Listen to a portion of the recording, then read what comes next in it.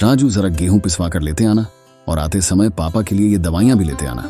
श्यामा जी ने अपने 11 वर्ष के बेटे को पर्चा थमाते हुए कहा। 80 का दशक, वर्ष 1989, बिहार की राजधानी पटना का श्यामा निवास।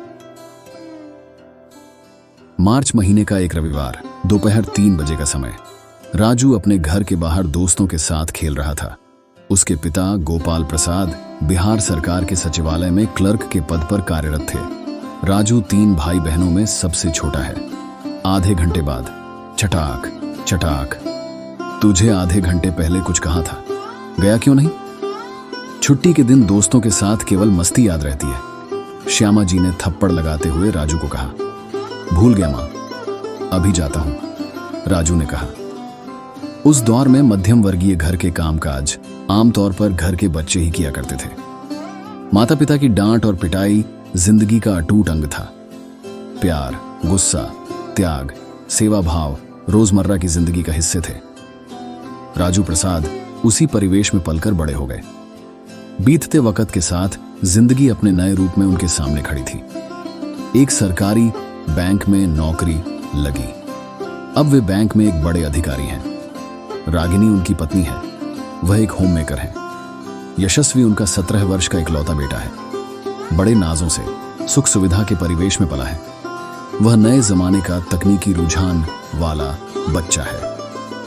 राजू प्रसाद जी अपने परिवार के साथ दिल्ली के द्वारका में हिमालय सोसाइटी में रहते हैं। वर्ष 2024 मार्च का महीना। रागिनी निवास में एक सामान्य रविवार का दिन।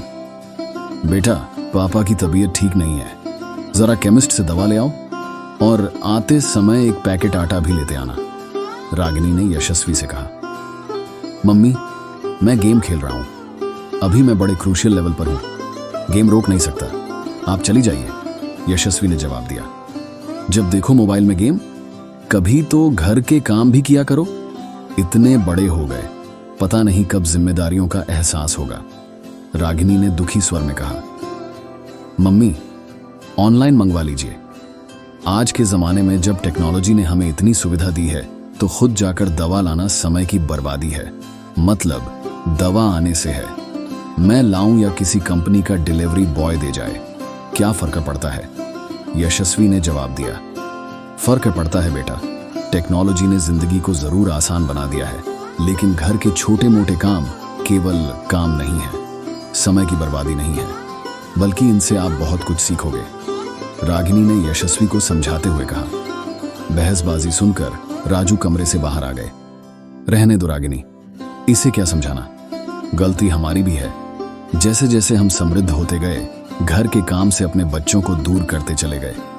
उनकी भौतिक सुख सुविधाओं और टेक्नोलॉजिकल डेवलपमेंट पर विशेष ध्यान देने लगे। नतीजा सामने है। अब इसे काम करने में केवल समय की बर्बादी और बचत का ही एंगल दिख रहा है। इसे पता नहीं कि घर के ये छोटे मोटे काम सामाजिक एवं पारिवारिक उत्तरदायित्वों के प्रति जागरूक करने के माध्यम हैं। इन कार्यों में पारिवारिक रिश्तों के प्रति भावनात्मक पहलू भी छिपा हुआ है। टेक्नोलॉजी पर हम इतने निर्भर हो गए हैं कि कोमलता, भावुकता सब खत्म होते जा रहे हैं।